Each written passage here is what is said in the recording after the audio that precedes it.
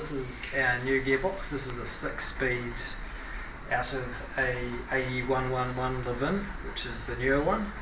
So this one I bought pretty cheap for 300 bucks. And what we're going to do is put an LSD into it. So this is the factory one, which I purchased with a complete blown up gearbox, but had an LSD. Actually I gave it for free by a very nice man, so thank you. So the job today is to pull this apart, give it a good check over and install this.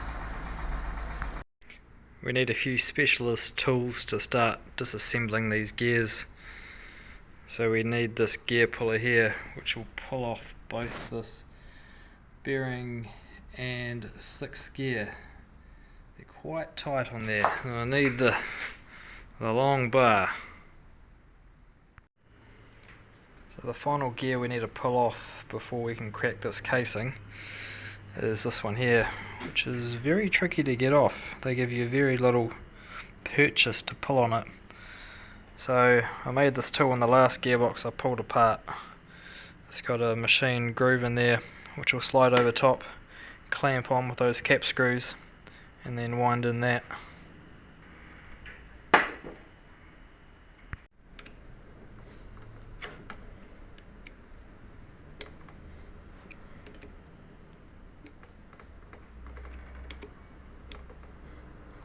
Those are all nice and tight.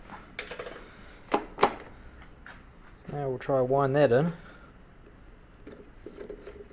but first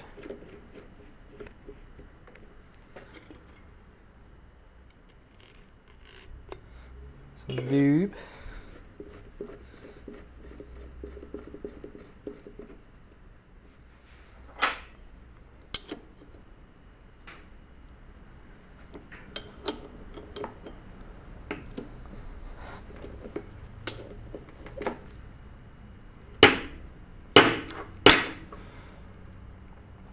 She's quite tight, so I might have to put the camera down.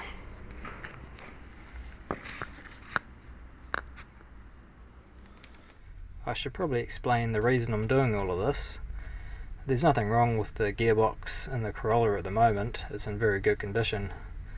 It came with a E58 gearbox, which was swapped in by the previous owner. Those that know about Toyotas will know that the E-series gearbox is a heavy duty front wheel drive or 4-wheel drive gearbox used in the Corolla GT4, MR2 turbo and sort of heavier cars. Corollas typically come with a C-series gearbox, which is a smaller lighter gearbox. The problem with the E58 at the moment is the ratios are just terrible for a high revving, low torque 4H. You sort of get first, second and third as useful gears, and then fourth doesn't really make you go any faster. And so while I had everything apart, I thought I may as well remedy the situation. After doing a bit of research into different Corolla gearboxes, I decided on the C160. The ratios are reasonably close together and reasonably short. Without going for an aftermarket gear set, it's the best you can do really.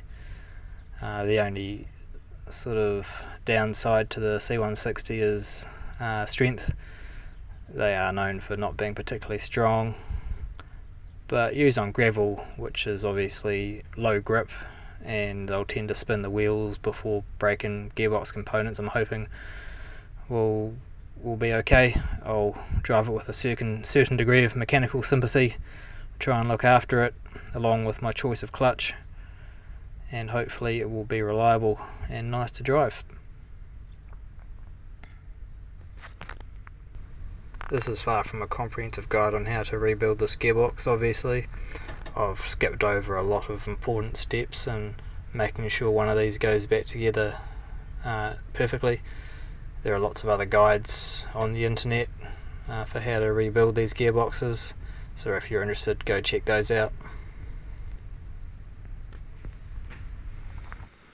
So now we've got all the gears off these shafts, so that's 5th gear and 6th gear removed. We need to take this bearing retaining plate out, pop these out, take the detent balls out of here, take all these bell housing bolts off, or the bolts that attach the bell housing to the gear casing, then it should slide off. Taken out all of these bolts and just lifted it up a little bit. It's ready to come off now, and we'll get to see what's underneath.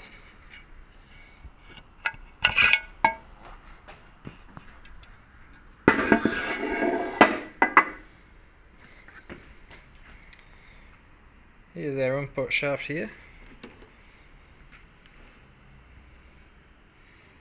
and the output shaft, which drives the crown wheel and the diff which is inside there.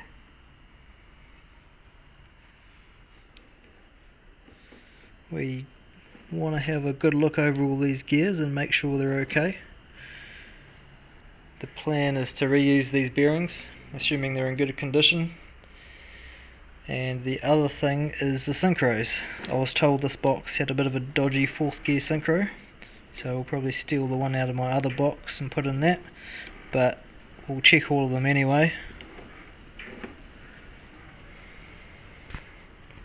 And this here is our reverse gear.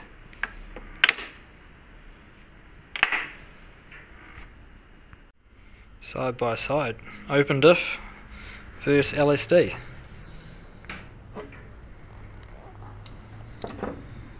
We can see the helical gears in there. Uses worm driving and gears to create a limited slip effect.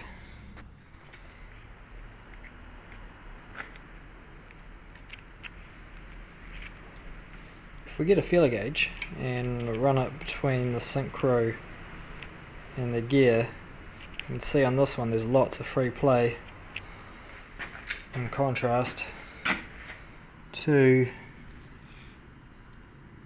this one over here.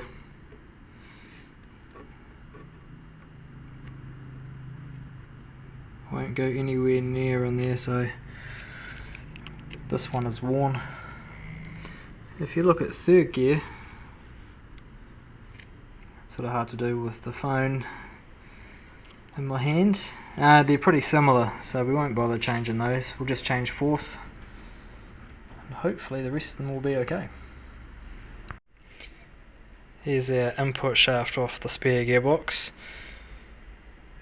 So what we've done is that bearing we can see there was pressed onto here. What I did was take the circlip which retains it and then put a bearing puller plate around it, give me something to push on. So that pushed it through there, and now we can take off 4th and 3rd gear and grab these synchros out. Cleaned all the gears, all the parts. New ring gear is on the limited slip differential.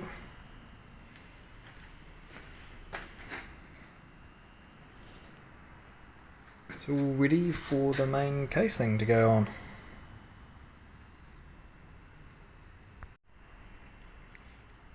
Genuine Toyota gearbox seal. Right, so our 5th and 6th gear, along with the end bearings and shifter fork, all installed. I did this by putting it in the press over there and getting a long tube socket and pressing them down like so. The final end cover is all gooped up, ready to go on.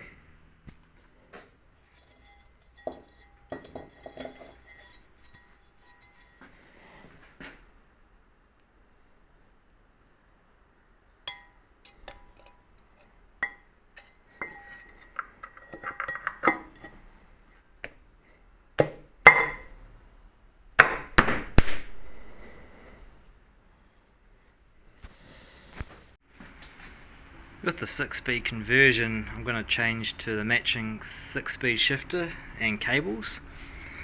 This is the original item out of the Corolla for the 5-speed. There's nothing wrong with it, but for the 6-speed I thought it was best to match the shifters. Probably didn't need to. The cables actually look the same, so those will be some good spares. And we see here the new cables pulled through the hole.